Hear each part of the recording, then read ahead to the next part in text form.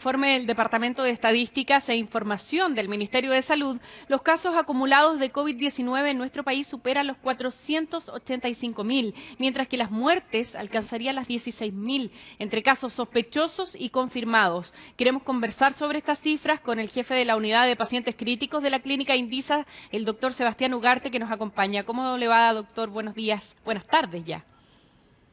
Buenas tardes, Karina. Muy bien, muy bien. Un poco preocupado por los Sí. números, eso sí. Claro que sí. Queremos preguntarle precisamente sobre estas cifras y con miras a las celebraciones de fiestas patrias.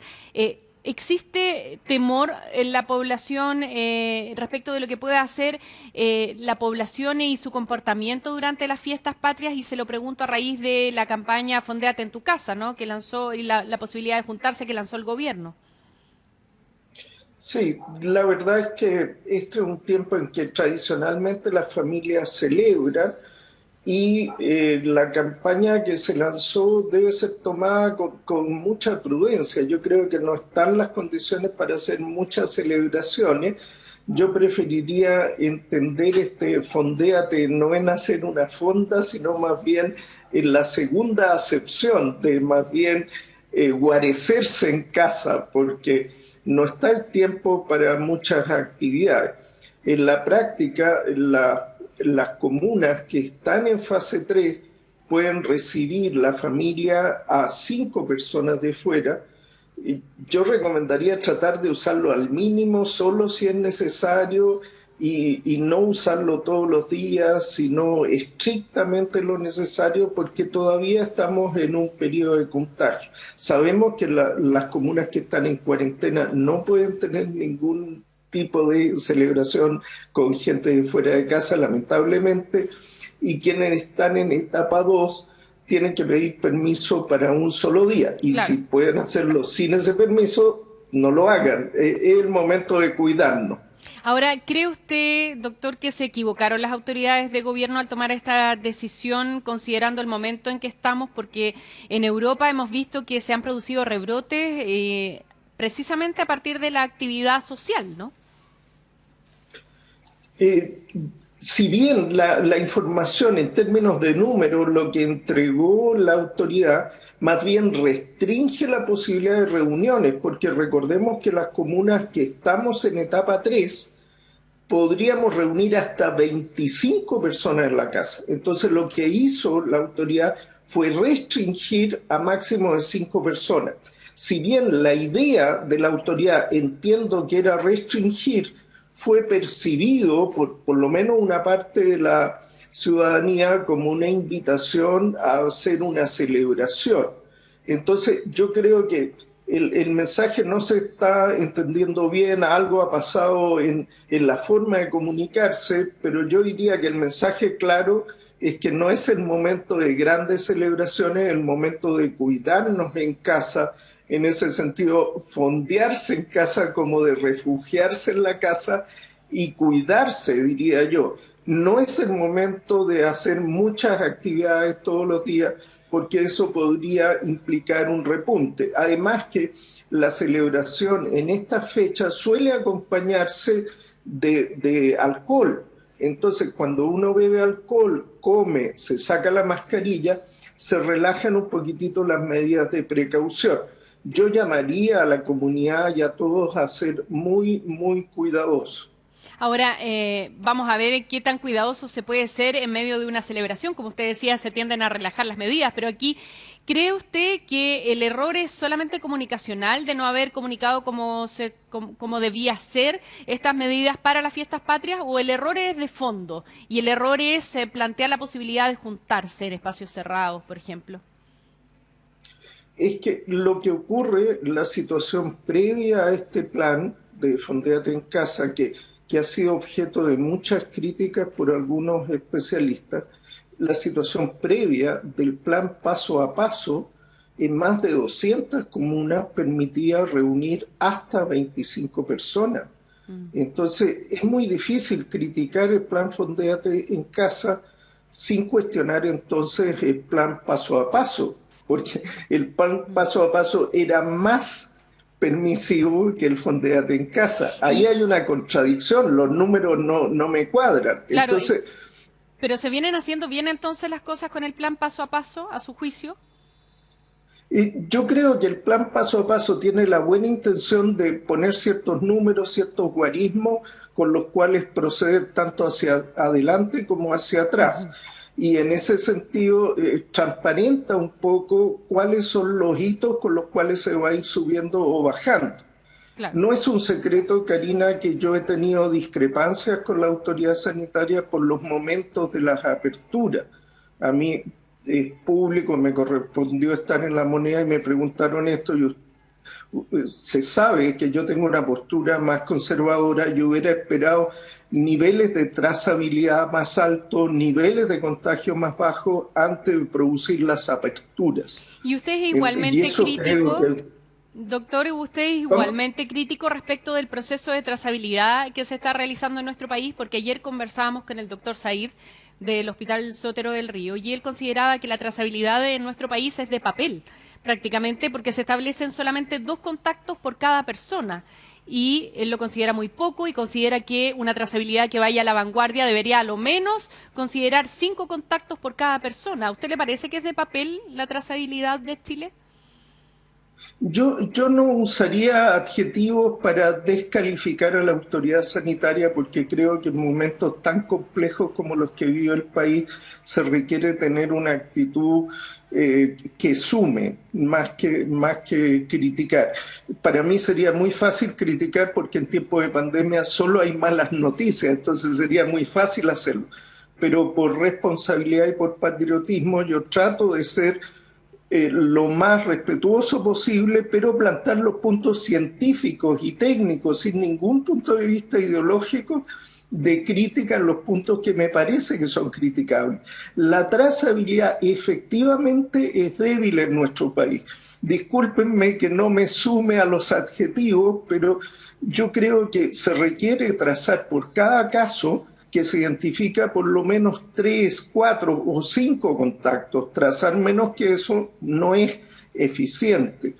También de los casos que tenemos nuevos identificados, lo ideal es que pudiéramos trazar como con una línea de lápiz quién lo contagió. Y esto se logra solo en un 30% de los casos.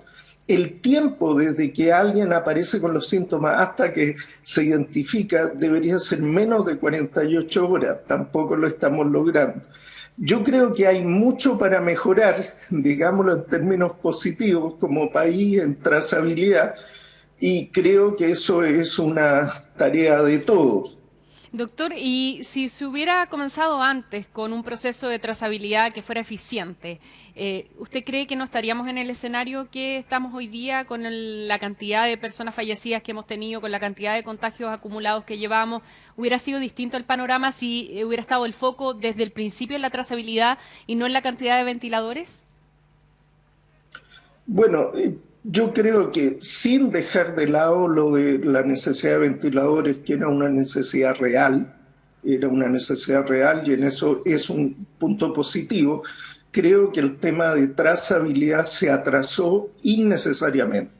Siendo muy serio, esto no es una crítica política, es una crítica técnica, la trazabilidad tendría que haber comenzado desde el día 1. El trabajar antes de que la gente se enferme es un punto clave para evitar la propagación de las epidemias. Y veamos lo que ocurrió en Canadá hoy. En Canadá hoy no se ha registrado ninguna muerte producto del coronavirus, cosa que no ocurría desde el 15 de marzo. Y uno podrá decir quizás Canadá es un país más desarrollado, con un nivel de desarrollo cívico muy alto. Pero veamos lo que ocurre en el vecino Uruguay y vemos que ellos también han logrado un muy buen control. Entonces, ejemplos hay, y Chile, con una tradición de una medicina de buena calidad y una medicina pública bien llevada, podría haber hecho un esfuerzo de haber adelantado estas medidas que ha ido implementando un poco tarde en la curva de la epidemia. ¿Y por qué cree que se produjo este atraso en nuestro país, considerando que habían experiencias internacionales como las que usted menciona y también como algunas experiencias exitosas en Europa que ya anticipaban cómo era posible ir por lo menos tratando el virus, ¿no? Cómo era posible ir tratando de luchar contra el virus desde otros países, cuáles habían sido las experiencias exitosas y otras no. ¿Por qué cree que se atrasó aquí, que no se tomó la decisión desde un principio de empezar con la trazabilidad de manera fuerte, ¿no? Bueno, yo creo que siempre al enfrentar una epidemia, un desafío de estas proporciones, es muy importante escuchar a los científicos y técnicos y escuchar a los científicos y técnicos de todo el amplio espectro de opiniones, ¿no es cierto? No tener ninguna suerte de selección de aquel grupo de científicos y técnicos que tienen un tipo de análisis de la situación que nos resulta más conveniente. A veces los científicos que tienen una postura un poco discrepante son precisamente los que nos pueden dar la clave para evitar dar un mal paso. Eso en primer lugar. Segundo elemento, no politizar una epidemia. El virus no distingue a la gente si es de derecha, si es de izquierda, enferma a todos por igual y mata a chilenos por igual.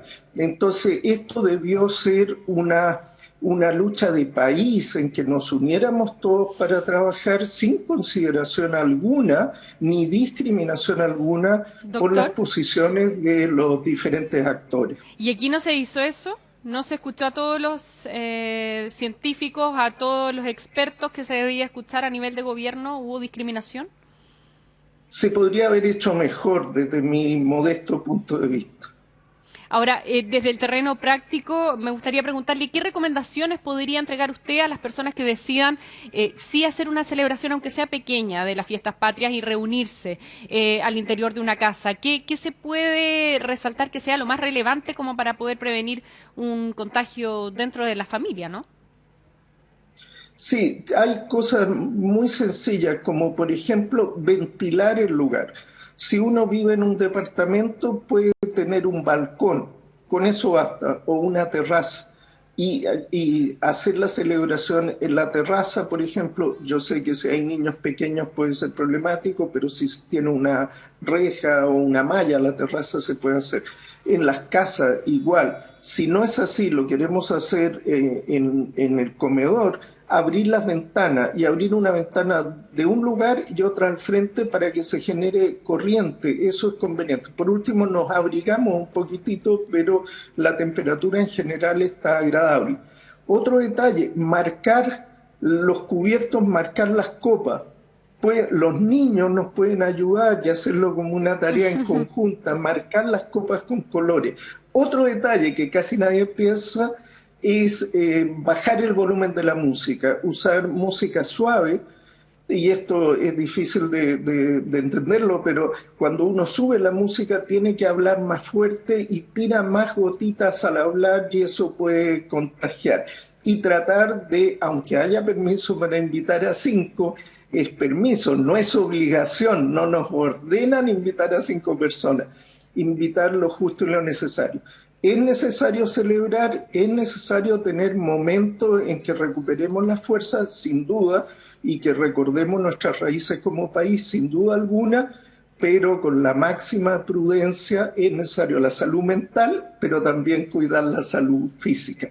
Doctor, tremendamente innovador lo que nos decía de la música. Yo no lo había escuchado en ninguna parte, por lo menos hasta ahora, dentro de todas las recomendaciones, y tiene toda la razón. Además, uno tiende a elevar el volumen de la voz y a lo mejor también a gritar un poco, incluso cuando la música está muy fuerte, y ahí también hay un riesgo, sin duda. Muchas gracias, doctor. Le queremos agradecer por esta entrevista a esta hora de la tarde. Buenas tardes. No, gracias a ustedes, Karina. Muy